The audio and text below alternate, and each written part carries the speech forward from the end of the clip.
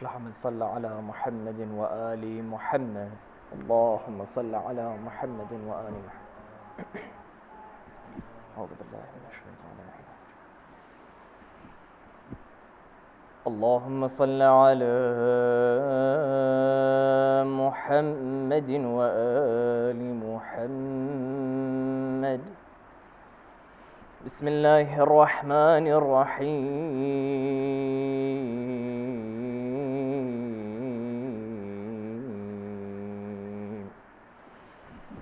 اللهم إني أسألك باسمك العظيم الأعظم الأعز الأجل الأكرم الذي إذا دعيت به على مغالق أبواب السماء للفتح بالرحمة انفتحت، وإذا دعيت به على مضايق أبواب الأرض للفرج انفرجت، وإذا دعيت به على العسر لليسر تيسرت، وإذا دعيت به على الأموات للنشور انتشرت، وإذا دعيت به على كشف البأساء والضراء انكشفت، وبجلال وجهك الكريم أكرم الوجوه وأعز الوجوه الذي عننت له الوجوه وخضعت له الرقاب وخشعت له الأصوات ووجلت له القلوب من مخافتك، وبقوتك التي بها تمسك السماء أن تقع على الأرض إلا بإذنك، وتمسك السماوات والأرض أن تزولا، وبمشيئتك التي دان لها العالمون، وبكلمتك التي خلقت بها السماوات والأرض، وبحكمتك التي صنعت بها العجائب، وخلقت بها الظلمات وجعلتها ليلا، وجعلت الليل سكنا، وخلقت بها النور وجعلته نهارا، وجعلت النهار نشورا مبصرا، وخلقت بها الشمس وجعلت الشمس ضياء، وخلقت بها القمر وجعلت القمر نورا، وخلقت بها الكواكب وجعلت نجوما وبروجا ومصابيح وزينة ورجوما، وجعلت لها مشارق ومغارب، وجعلت لها مطالع ومجاري، وجعلت لها فلكا ومسابح،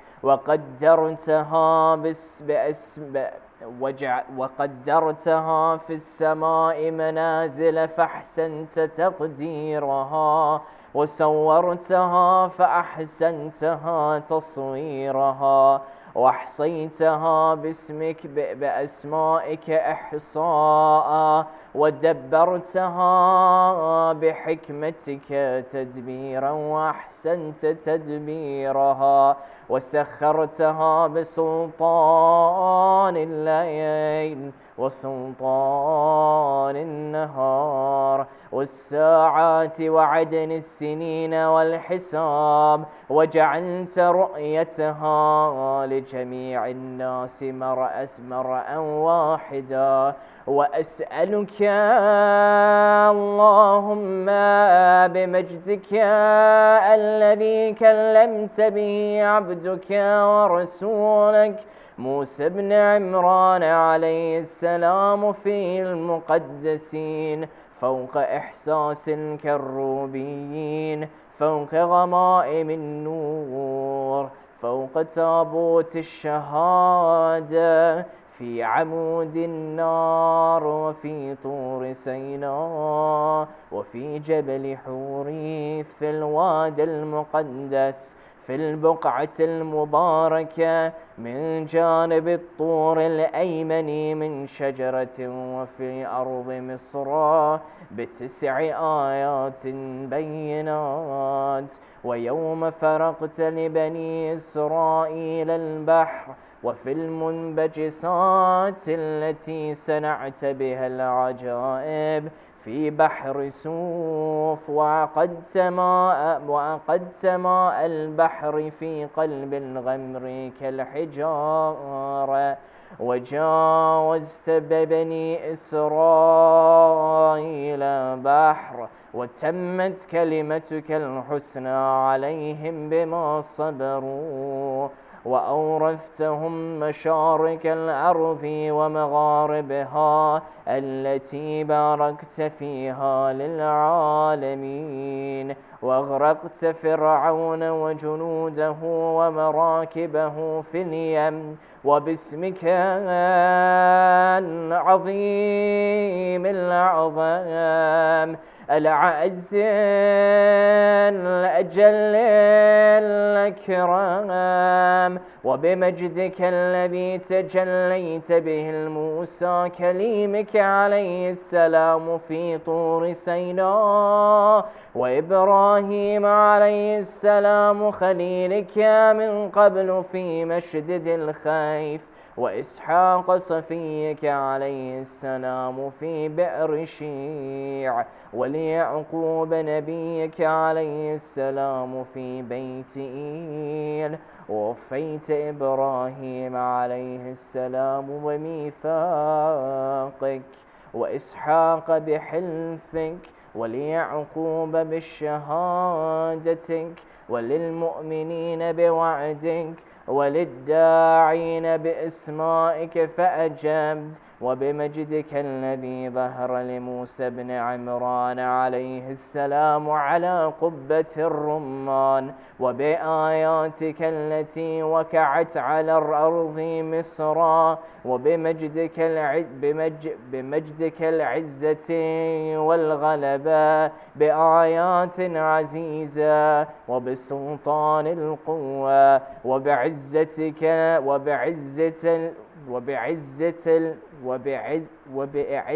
القدرة، وبالشأن الكلمة التامة، وبكلمتك التي تفضلت بها على الأهل السماوات والأرض وأهل الدنيا وأهل الآخرة، وبرحمتك التي مننت بها على جميع خلقك، وباستطاعتك التي أقمت بها على العالمين، بنورك الذي قد خر من فزاعه طور سيناء، وبعلمك وجلالك وكبريائك وعزتك، وبجبروتك التي لم تستقل لها الأرض، وخفضت لها السماوات، وأنزجر لها العمق الأكبر، وركدت لها البحارون والأنهار، وخضعت لها الجبال، وسكنت لها الأرض بمناكبها، واستسلمت لها الخلائق كلها، وخفقت لها الرياح في جرانيها، وخمدت لها النيران في أوطانها، وبسلطانك الذي عرفت لك فيه الغلبة دهر الدهور، وحمدت به السماوات والأرضين، بكلمتك الكلمة الصدق التي سبقت لبني آدم عليه السلام وذريته بالرحمة. وأسألك بكلمتك التي غلبت كل شيء، وبنور وجهك الذي تجليت به للجبل، فجعلته دكا وخر موسى صعقا وبمجدك الذي ظهر على طور سيناء فكلمت به عبدك ورسولك موسى بن عمران وبطلعتك في صاعير وظهورك في جبل فاران بربوات المقدسين وجنود الملائكة الصافين وخشوع الملائكة المسبحين وببركاتك التي باركت فيها على إبراهيم خليلك عليه السلام في أمة محمد صلى الله عليه وآله وباركت لإسحاق صفيك في أمة عيسى عليهم السلام وباركت ليعقوب إسرائيلك في أمة موسى عليهم السلام وباركت لحبيبك محمد صلى الله عليه وآله في عترته وذريته وأمته اللهم وكما غبنا عن ذلك ولم نشهد آمنا به ولم نره صدقا وعدلا أن تصلي على محمد وآل محمد وأن تبارك على محمد وآل محمد وترحم على محمد وآل محمد كأفضل ما صليت وباركت وترحمت على إبراهيم وآل إبراهيم إنك حميد مجيد فعال لما تريد وأنت على كل شيء قدير اللهم بحق هذا الدعاء وبحق هذه الأسماء التي لا يعلم تفسيرها ولا يعلم باطنها غيرك صل على محمد وآل محمد وافعل بي ما أنت أهله ولا تفعل بي ما أنا أهله واغفر لي من ذنوب ما تقدم منها وما تأخر ووسع علي من حلال رزقك واكفني مؤونة إنسان سوء وجار سوء وقرين سوء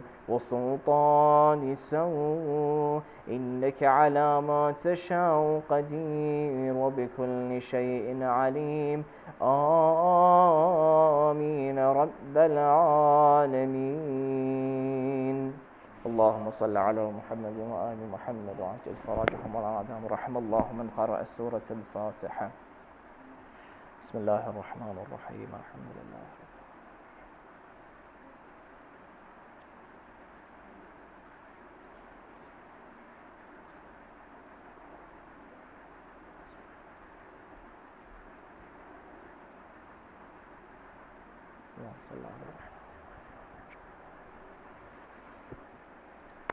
Question.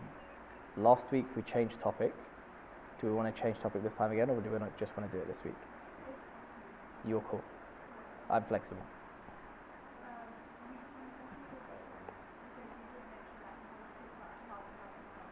Yeah? So we do the Jihad al Nafs today, or are you saying next time? Okay. Inshallah. Okay.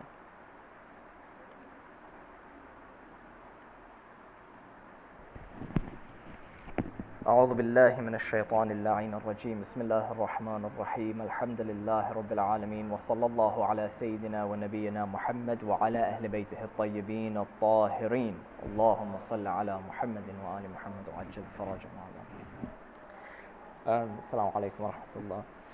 Last week we changed tack a little bit and we started trying to figure out with regards to salah, why is it that Allah subhanahu wa ta'ala has created prayer in such a way that it is arguably not enjoyable in a day-to-day situation? Like none of us truly every single day of our life have woken up for Fajr thinking, I'm so happy to be awake.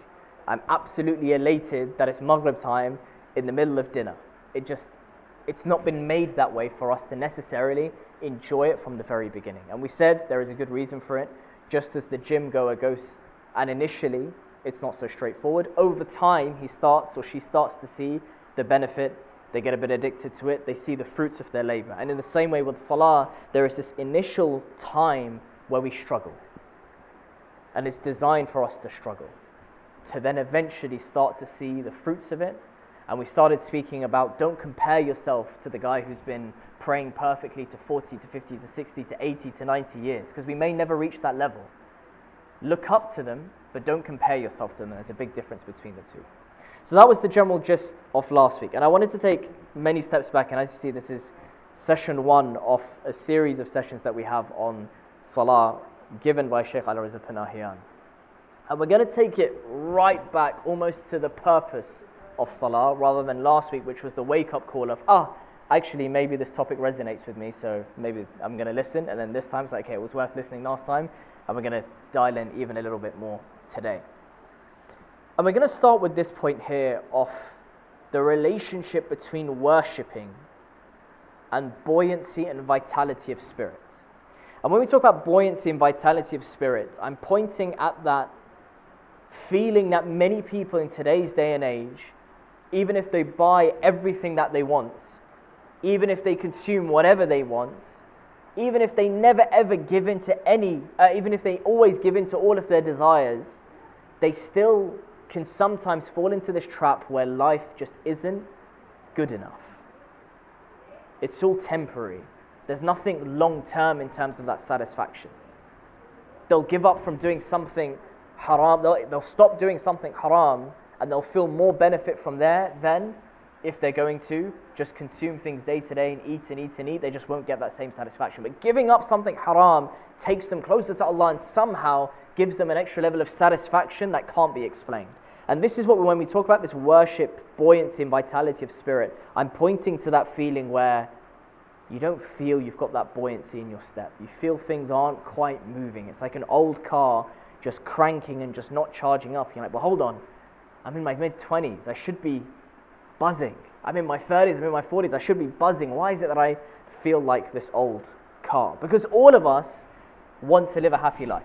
There's no doubt about it, right? Nobody on the face of this planet who's rationally minded will say, I don't want to live a happy, energetic, buoyant life. No one ever enjoys that time in life where they feel so dispirited and lowly and frustrated, where even the smallest thing of when you open the door in summer and a fly comes in, it's like, that's it. I'm so frustrated, right? People get to this level of irritation, but those who are really satisfied and chilled in their life, nothing bothers them, because we all want to have this energy and this buoyancy. And one critical reason as to why we want this buoyancy in our life is that when we're presented with decisions, you'd rather be presented with a tough decision when you're in the right frame of mind, not in the wrong frame of mind.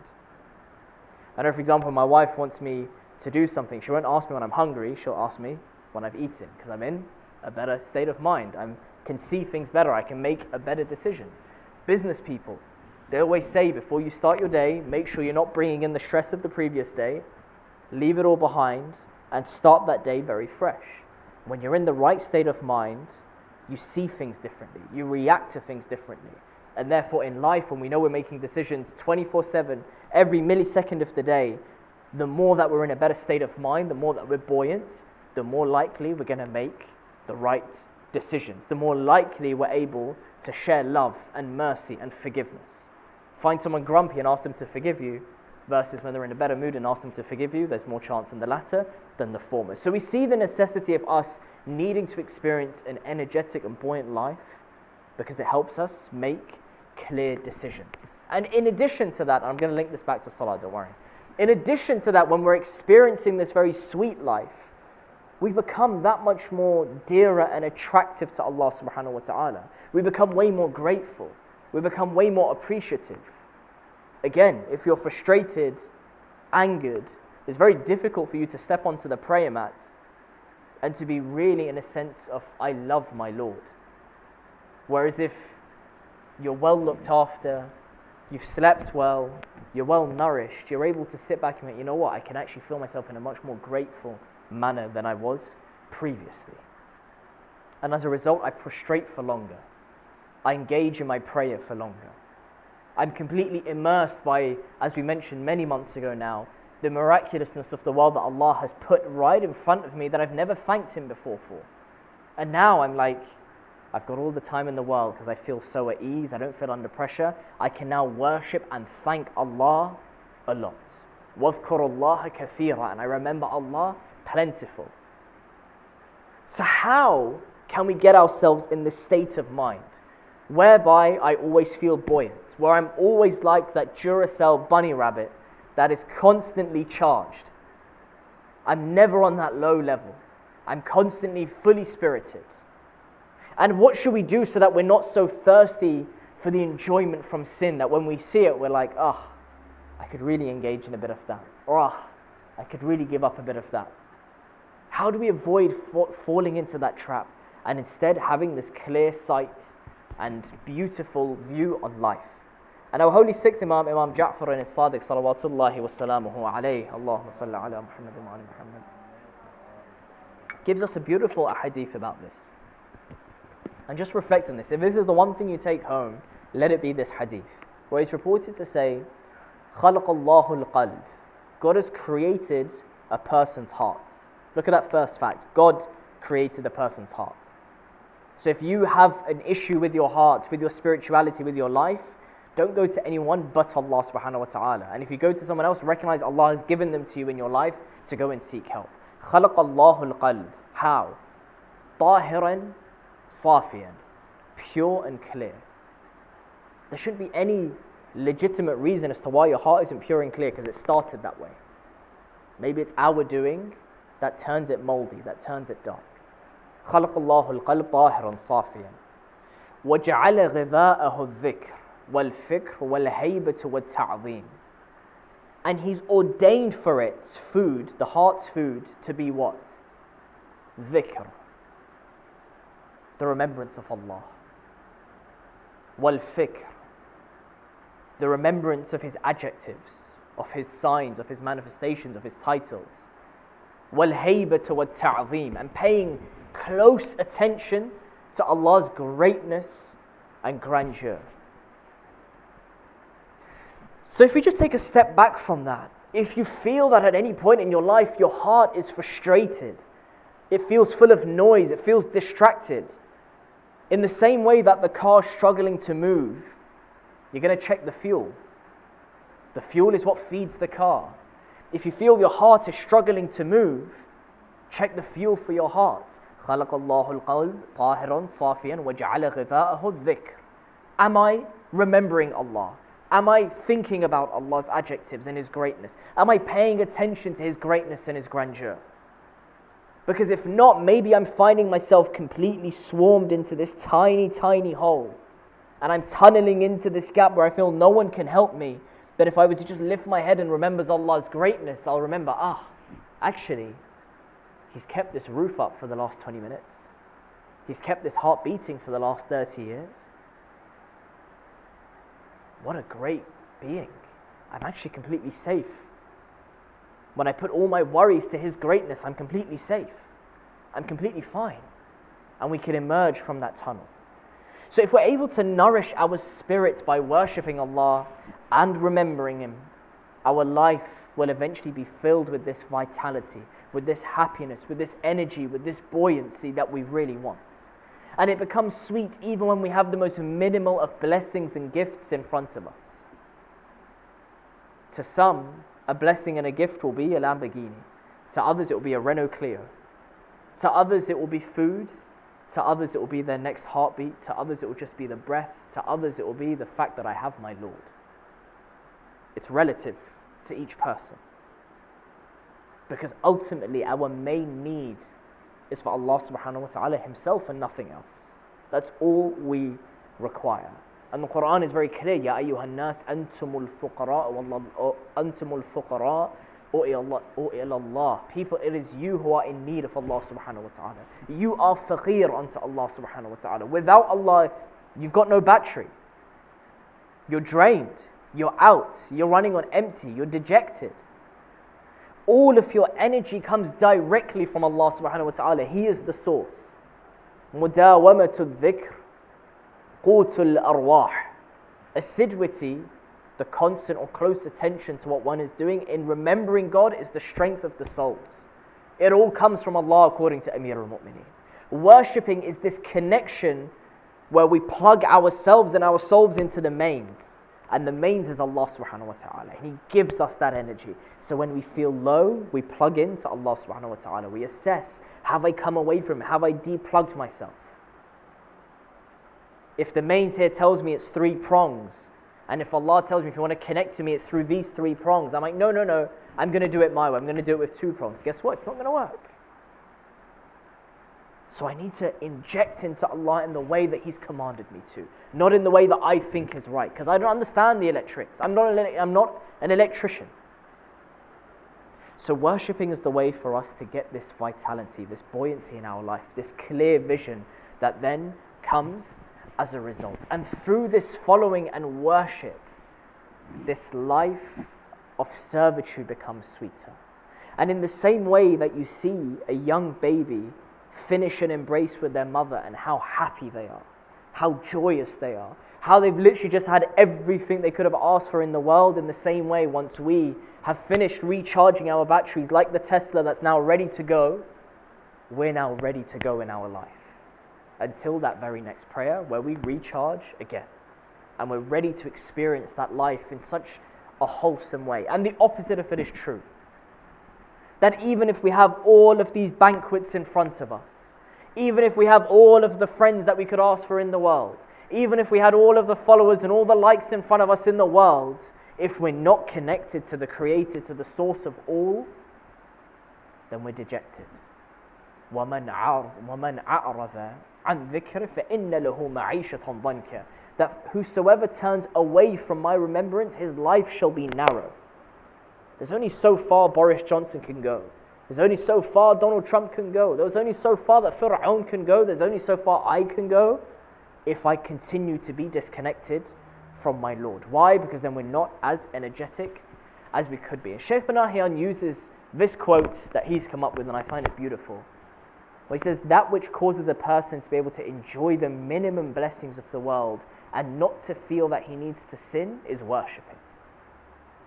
That which causes a person to be able to enjoy the minimum blessings of the world and not to feel that he needs to sin is worshipping.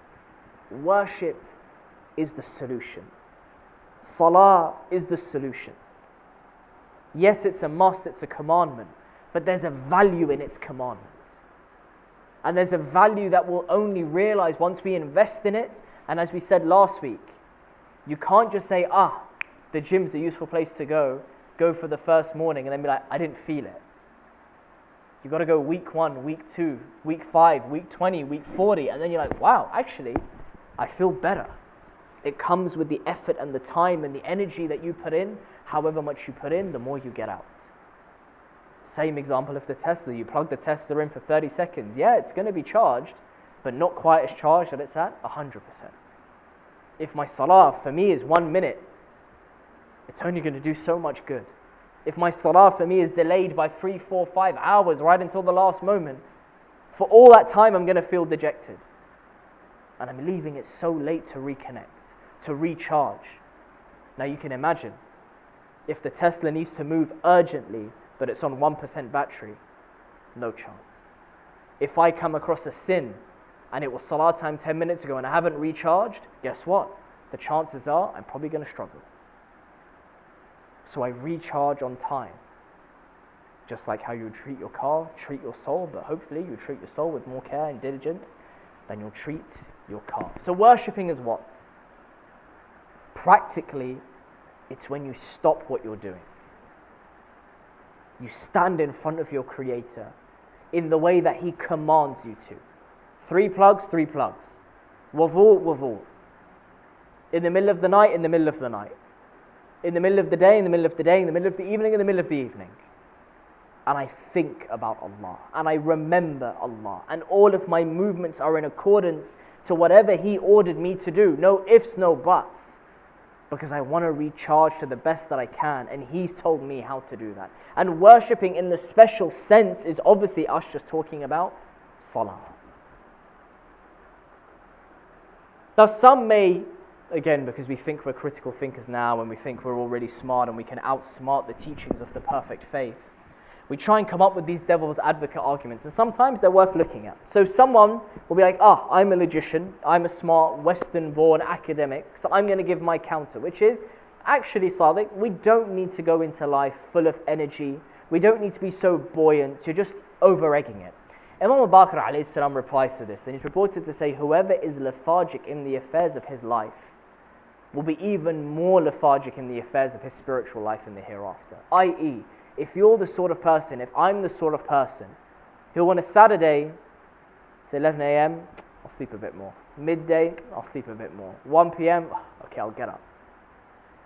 I'll get up to eat, and I'll head back into bed to then go for another scroll through the phone. We've all done it, right? And it's quite enjoyable. But you kind of get to 5 p.m. that same day, and you're like, it's not been the most productive day I've had in my life. 1 off is good. Even 2 off is good. But when it becomes a repeated habit and you become lethargic in your day-to-day life, you'll start to realize that that energy that you need to invest in your faith and your spirituality, you haven't got it. Let's be more practical here.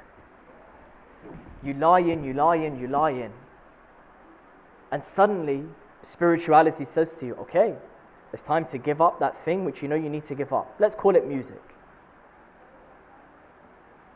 All this time, you've not had the mental energy, the mental capacity to say, I'm going to wake up in the morning like most human beings do. What chance do you now have in your spiritual life when you say, I want to give up music, which the average Joe on this street won't agree with you on, where you're a lone soldier in that moment? You haven't got the mental capacity to make that decision which is straightforward. What gives you the hope you're going to have the ability to make the spiritual decision, to get closer to Allah subhanahu wa ta'ala? Whoever's lethargic in the affairs of his life will be even more lethargic in the affairs of his spiritual life and the hereafter. And that guy's not going to enjoy his spiritual worship either. It's going to be a chore, it's going to be a frustration, and we've all been there. And therefore, when we take a step back and think, okay, what could my prayer on this night be to Allah subhanahu wa ta'ala? On this night where I could truly transform if I really want to. Bil quwwa, I have this ability within me. But it's a decision I make today and every day that stops me from getting there. Nothing else, it's just my intellect. Perhaps the dua could be, oh Allah, relieve our sorrow and depression, and grant us everlasting happiness and genuine and lasting buoyancy. I don't think there's anyone in this world that would say, I don't want that prayer to be maqbool. Show us the way to achieve spiritual power and energy and remove any lethargy and dejection that I may have. And make us the source of deep and real happiness for others. Let me be like the Prophet who was rahmatul lil alameen, who was a mercy to all and a perfection to all of mankind. Not just people but animals, not just animals but nature, not just nature but the world. And grant us the grace of worshipping thankfully. Note of that word, thankfully. How many of us worship, instead of thankfully, we worship because we want something? We step onto the prayer mat because in the back of our head we're saying, okay, I've come to the bank and I'm going to ask for a transaction with my Lord. I'm only going to come and pray when I need something. We explained it last week, right? The young boy is told, yeah, go and pray when you want to go speak to Allah. Beautiful. Until you realize when that boy doesn't need anything, he no longer prays. So it's a flawed logic. You pray because you're commanded. You pray out of thanks and out of servitude to your Lord. Because with the very breath that you've used to try and thank Allah, you've not thanked Him for that very breath that you used in order to say it. You'll never be able to fulfill your thanks of Allah subhanahu wa ta'ala. But when I show this gratitude and this love for my Creator, I'll start to feel this life of full happiness and buoyancy because I'm remaining charged for so long. I'm constantly on 100% battery. So when the challenge comes my way, I can accelerate out of trouble. I can make the right decision because spiritually I'm there. So this whole introduction of happiness that we're pursuing somehow links to prayer. And we look at these beautiful words of the Holy Prophet where he's reported to say, the light of my eye is prayer. The light of my eye is prayer. In theory, therefore, when we stand for prayer, we should become wholeheartedly happy. Whereas when I stand for prayer, I'm thinking, okay, how long is this one going to take me and how quick can I get it done? How fast can I run away until I can get back to the day-to-day that I really needed to focus on? Whereas now we're saying, no, I want prayer to be my love. I want it to make my spirit happy. I want it to be that when I find something difficult, without doubt, prayer is my solution. The Holy Prophet reported to say, when something was hard, Amir al-Mu'min talking of the Holy Prophet, when something was hard for the Holy Prophet, he took refuge in praying. That's how he saw it. He saw it as a source, not as a burden. And we mentioned some of these points last week, so I'll just skim through them, which is that the primary thing that we're judged on is our prayer. And that this prayer, موضع الصلوات من الدين كموضع الرأس من الجسد. The place of the ritual prayer is in religion is like the place of the head to the body. Wherever your body's going, wherever your head's going, your body follows. Wherever your prayer is going, everything else follows. If your prayer is heading towards Allah, everything's going to fly towards Allah. If your prayer is just being done for the sake of being done and out of frustration, everything else is going to go in the direction of frustration. And the Holy Prophet comes forward and says another beautiful narration, prayer is the pillar of your religion. Prayer is the pillar of your religion. And again, linking it to last week, the amount of emphasis we have that this salah is the true axis of everything that you do, of all of your a'mal in this life. Be that the work that you do to earn money, be that the food that you cook to eat, be that the service of Imam Hussaini that you do every year. Prayer is the pillar of your religion. You lose a pillar, the building collapses. You lose your prayer, your faith collapses. If there's one thing you hold on to until the last moment, prayer is the pillar of your religion. I don't want to spend too much time on this part because, as I said, we mentioned it last week. But we did say that there was a very scary quote, which was this last one. سَلِّمُوا عَلَى الْيَهُودِ وَالنَّصَارَى وَلَا تُسَلِّمُوا عَلَى تَارِكِ الصَّلَاةِ. That say salam to the Jews and the Christians, but don't say salam to the people of my nation who don't pray. This was just that quick, stark reminder for us as to how necessary and vital salah is. And it does wake us up, and it's good that it wakes us up and makes us aware. Whoever abandons prayer without reason will be separated from the shelter of Allah and His Prophet. We have to be okay with recognizing that if we've left prayer, we need to get straight back to it, because we don't want to be amongst those. So clearly, the blessings of salah are more than can ever be counted. It's phenomenal. It's out of this world. It's astronomical. But then why is it that, at least for me, and I speak on behalf of myself, when it's given such an esteemed status, I actually don't get much out of it? I actually pray and I'm like, yeah, not much. If someone asks me about my day, I'm more likely to comment on the food I ate for dinner than I am about my prayer. But in theory, prayer should give me more than my food. So what have I got wrong? Why am I not getting this satisfaction? Why am I not getting this value from prayer? Because if it wasn't so valuable, then Allah wouldn't have commanded it 5 times a day.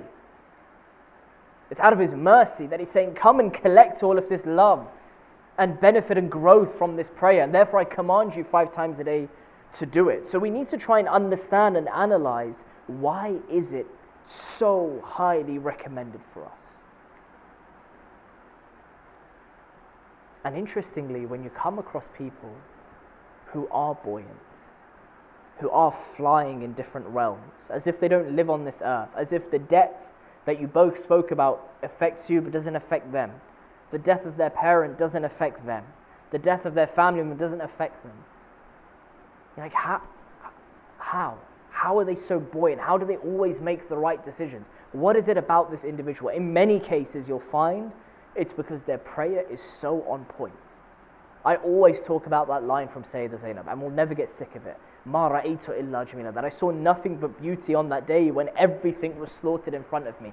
Anything of value when it came to family was gone in front of my eyes. Yet she still somehow has this buoyancy and this vision this basira, this understanding, this deeper meaning and realization that whatever, I've got Allah, what more do you want me to have? That's all that I need, that's all I'm flying towards. Now you would imagine a lady like her, brought up by Sayyidah Zahra and Amir al-Mu'mineen, her prayer, it's going to be on a different level. And just think of some of those mentors or inspirers that you have in your life and think, yeah, you know what? That guy, that woman probably does hold on dearly to their prayer as well. And if we become one of them, it becomes infectious onto others. Others turn around and they're like, oh, he's praying on time. She's praying on time. I'm going to join. I'm going to get involved. There's something about that. I'm drawn to it. And Imam Sadiq alayhi salam is reported to tell us, كونوا دعاءة للناس, invite people بغير ألسنتكم, with things other than your tongue, so that people may see your piety, your struggles, your prayers and your good deeds. This is a person who invites others and refers to the line of the Quran, and you may be bearers of witness to the people, therefore keep up prayer. Once you conquer it, and once prayer becomes part of your life, and once you become someone that's buoyant and energized and spirited, you'll see it travels to others through osmosis, and you'll bring them to the faith. And you'll have people in your office, and I've had it to me myself, where they look at me and they're like, can I just ask, how comes you're praying? How comes after that meeting you're somehow going into that one so chilled? And they start to think, what is this like magic trick that this guy's got up his sleeve? Like, oh, it's a prayer mat, it's qibla, and it's a few words. But beyond it is my Lord. Beyond it is Rabb al-Hussain, is this Lord of Hussain. You're welcome to join me.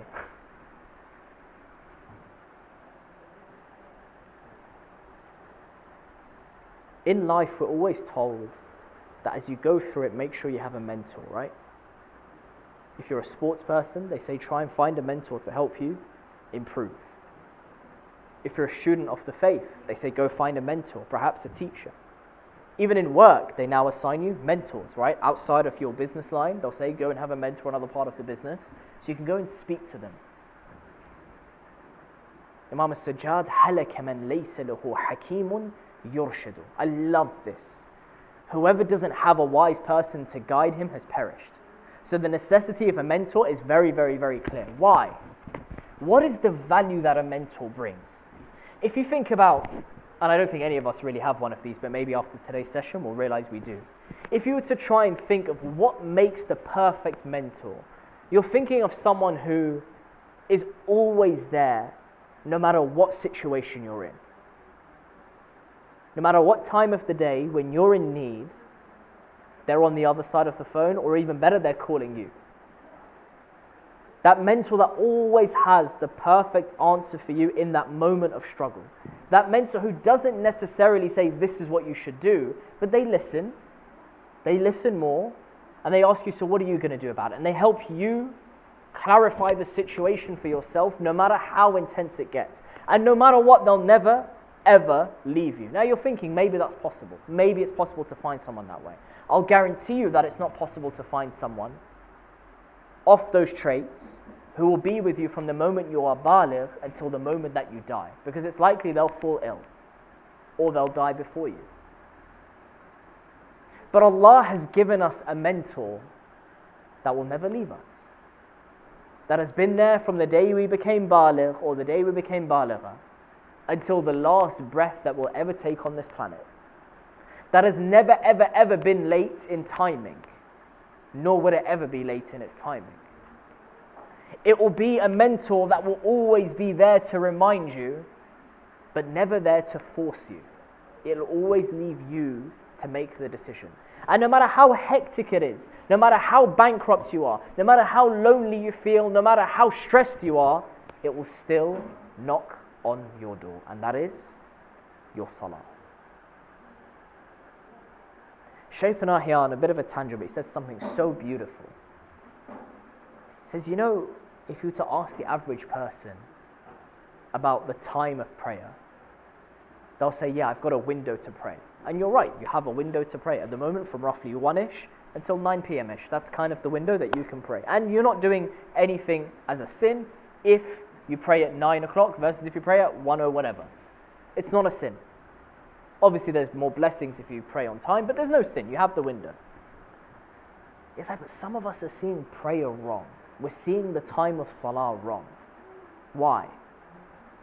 The time for salah, when the adhan comes, is not a public call.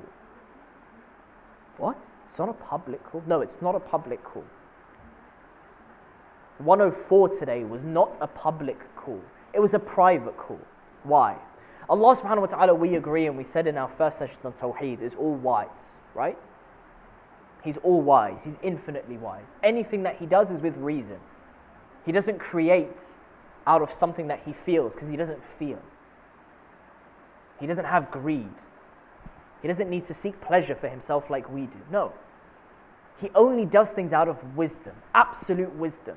So when he says, 1:04 p.m., I decree this to be the time of salah for Sadiq, it's because he understands exactly what I'm doing at 1:04 p.m. that day. And he's saying, this is a call from me to you, Sadiq.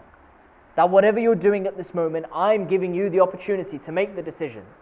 Do you think your homework is Akbar, or do you think Allahu Akbar? You decide at 1:04 p.m. because I know exactly what you're doing now. For every single one of us, when the adhan time comes, it is not a public call, it is a private call from your Creator to you, saying, hey, quick reminder, I'm here. Has your intellect now graduated to the point of recognizing what is the greatest? Because this will be your salvation. A mentor helps you achieve a given goal. Salah, being your mentor, helps you get closer to your goal, which is Allah subhanahu wa ta'ala. So I hope from today you'll then leave going, I have a new mentor. I have a mentor that many are craving for, but I found it. The challenge with a PT, the challenge with a mentor, is that when they call you at 2:30ish a.m. in the morning, is whether you pick up the phone or not. How many rings do you let go by? I know I let a few go, for sure. When Maghrib time comes, and cheap meals or amigos has just arrived and the cheese is perfectly melted on the burger, are you able to say, okay, no, I'm going to listen to that call and come back to that burger? Horrible moment. Trust me, I get it. There's nothing like a cold burger. But if you're able to win that battle over and over and over and over and over again, these other futile battles between sin and non-sin, if I can debate and decide between good and lesser good versus good and bad, easy. It all becomes easy. Your mentor is alive. Your mentor has reason. Your mentor moves. Your mentor is active. Your mentor is clear-sighted. Your mentor is aware. This isn't some public ceremony. It's not a dead, spiritless activity that has no use for you in your life. Prayer for each person works for him or her in accordance with him or her. It's a prescription for you specifically for every single day of your life, regardless of the situation that you're in. Because what it can do is that if you are in love with holding a certain position in the mosque, within a team, within your family, it will eliminate that passion and love for that position and remind you that Allah is greater. If you have this hubbul mal, this love for money, this love for sustenance, it'll eliminate that love for money, because at some point you'll have to recognize that Allah is greater. If you have these lowly desires, these Jihad al Nafs, this lust, this want to lie, this want to whatever, it's going to remove those carnal desires, because you'll recognize Allah is greater in those moments when you want to practice it. And if you don't have that love for Allah subhanahu wa ta'ala within you, salah over time will bring that love for Allah subhanahu wa ta'ala within you. Salah has the ability to correct you. You will not find a mentor like it.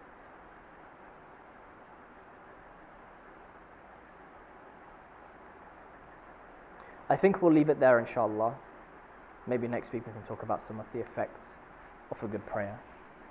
But I hope, I really, really hope that those 3 points that you can see on screen stay with you from today. That you want to be like the Duracell bunny that's constantly energized. Because when you're energized and when you're buoyant, you make better decisions. And to be energized and buoyant, you need to make sure you're plugged in. And the plugging in of the heart and the soul is the remembrance of Allah subhanahu wa ta'ala and the recognition of His greatness, which is manifested perfectly in your prayer. So if you feel low and de-energized, check your prayer. And remember that prayer is the absolute axis for all that you do. It's like the position of the head to the body. Where the head goes, the body follows. Where your prayer goes, the rest of your a'mal goes. And that's the first thing we'll be judged on. And if our prayer is accepted, everything else we do is accepted. But if our prayer is rejected, then all of that khidmah, all of that stuff we've been doing additionally will not be accepted either. But don't fear, because you have the best, lifelong, energetic, bespoke mentor that you could have ever asked for. And that is Salah. Treasure it, abide by it. And even when it gets tough, we know it gets tough. We're not here to say that it's straightforward. We said that last week. It's not meant to be straightforward. But battle it, work through it, and inshallah you'll find Allah subhanahu wa ta'ala, and you'll feel His love, and you'll feel His mercy, you'll feel His greatness, and you'll feel invincible at some point. To the point where Imam Hussaini alayhi salam in Dua Arafah says, and it's one of the two ways I can't remember, what is he who has found you lost? Imagine you've gone through all of this prayer. Eventually, what do you find? Allah subhanahu wa ta'ala. And on that journey, what did you lose? Well, I lost chilling out with my friends when it was salah time and I left them. I lost the prime position during niyaz because it was salah time and they didn't want to pray. I lost a family member perhaps who said that I was taking my salah too seriously and just thought I was weird. I lost the opportunity to close a deal. What is he who has found you lost? Do I need any of that? And what is he who has lost you found? Well, I found a burger. I found a friend. But look at what you lost. Is it worth the sacrifice or not? So inshallah, we can be amongst the musalleen, amongst those who take our prayer seriously. Hopefully we can be like this old man here on the right, who even in his grey hairs still abides by that prayer. And we can be amongst the musalleen that Allah subhanahu wa ta'ala reveres and holds close to Him. وآخر الدعوان أن الحمد لله رب العالمين إن الله وملائكته يصلون على النبي يا أيها الذين آمنوا صلوا عليه وسلموا تسليما اللهم صل على محمد وآل محمد وعجل فرجهم.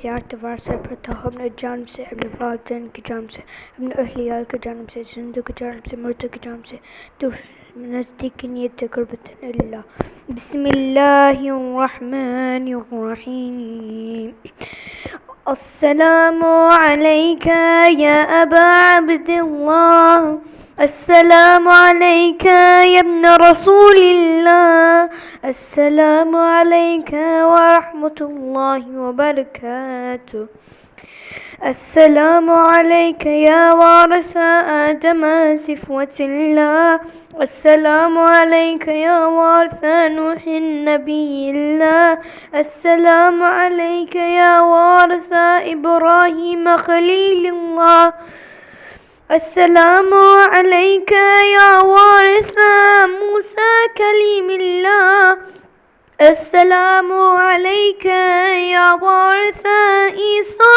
روح الله السلام عليك يا وارث محمد حبيب الله السلام عليك يا وارث علي الأمير المؤمنين ولي الله السلام عليك يا ابن محمد المصطفى.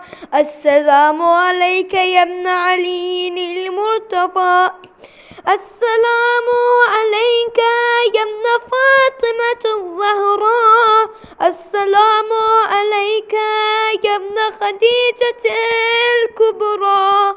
السلام عليك يا ثار الله وابن ثاره والوتر الموتور. أشهد أنك قد أقمت الصلاة وآتيت الزكاة وأمرت بالمعروف ونحيت عن المنكر واتقى الله ورسوله حتى آتاك اليقين. فلعن الله أمة قتلتك ولعن الله أمة ظلمتك ولعن الله أمة سمعت بذلك فرضيت به. يا مولاي يا أبا عبد الله، أشهد أنك كنت نورا في الأسلاب الشامخة وأرحام متحرة، لم تنجسك الجاهلية بأنجاسها ولم تلبسك من مدلهمات ثيابها. وأشهد أنك من دعائم الدين وأركان المؤمنين. وأشهد أنك الإمام البر التقي الرزي الزكي الهادي المهدي. وأشهد أن الأئمة من ولدك كلمة التقوى وآلام الهدى والأروة الوثقى والحجة على أهل الدنيا. وأشهد الله وملائكته وأنبياءه رسوله أني بكم مؤمن وبإيابكم موقن بشرائع ديني وخواتيمي عملي وقلبي لقلبكم سلم وعمري لأملكم متبع. صلوات الله عليكم وعلى أرواحكم وعلى أجسامكم وعلى شاهدكم وعلى غائبكم وعلى ظاهركم وعلى باطنكم. زيارة عليك بإلي سلام. السلام عليك يا ابن رسول الله. السلام عليك يا ابن نبي الله. السلام عليك يا ابن أمير المؤمنين. السلام عليك يا ابن الحسين الشهيد. السلام عليك أيها الشهيد وابن الشهيد. السلام عليك أيها المظلوم وابن مظلوم. لعن الله أمة قتلتك ولعن الله أمة ظلمتك ولعن الله أمة سمعت بذلك فرضيت به. زيارة الشهداء كربلاء. السلام عليك يا أولياء الله وأحباءه. السلام عليك يا أصفياء الله وعوداءه. السلام عليك يا أنصار دين الله. السلام عليك يا أنصار رسول الله. السلام عليك يا أنصار أمير المؤمنين. السلام عليك يا أنصار فاطمة الزهراء سيدة النساء العالمين. السلام عليكم يا أنصار أبي عبد الله السلام عليك يا أنصار أبي محمد الحسن بن علي ولي الزكي الناصح. السلام عليك يا أنصار أبي عبد الله. بأبي أنتم وأمي تبتم وتعبة الأرض الذي فيها دفنتم وفزتم فوزا عظيما. فيا ليتني كنتم معكم فأفوز معكم. زيارة حضرة باصليس. السلام عليك يا ابن أمير المؤمنين. السلام عليك أيها العبد الصالح مطاع الله ورسوله وأشهد أنك قد جاهدت ونسحت وصبرت حتى آتاك اليقين فلعن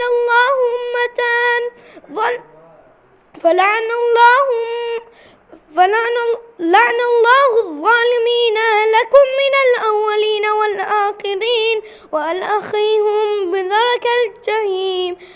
السلام عليك يا غريب الغرباء، السلام عليك يا معين الضعفاء والفقراء، السلطان أبا الحسن علي بن موسى الرضا ورحمة الله وبركاته. السلام عليك يا صاحب العصر والزمان، سيدي الأمان من فتنة الزمان. السلام عليك يا شريك القرآن، السلام عليك يا ابن خاتها البرهان، السلام عليك يا ابن مظهر الإيمان، السلام عليك يا إمامنا وإمام الإنس والجان. أجل الله تعالى فرجه وسهل الله تعالى مخرجه وظهوره. السلام عليكم ورحمة الله وبركاته. بسم الله الرحمن الرحيم. اللهم كن لوليك الحجة ابن الحسن صلواتك عليه وعلى آبائه في هذه الساعة وفي كل ساعة وليا وحافظا وقائدا وناصرا ودليلا وعينا حتى تسكنه أرضك طوعا وتمتعه فيها طويلا برحمتك يا أرحم الراحمين. اللهم صل على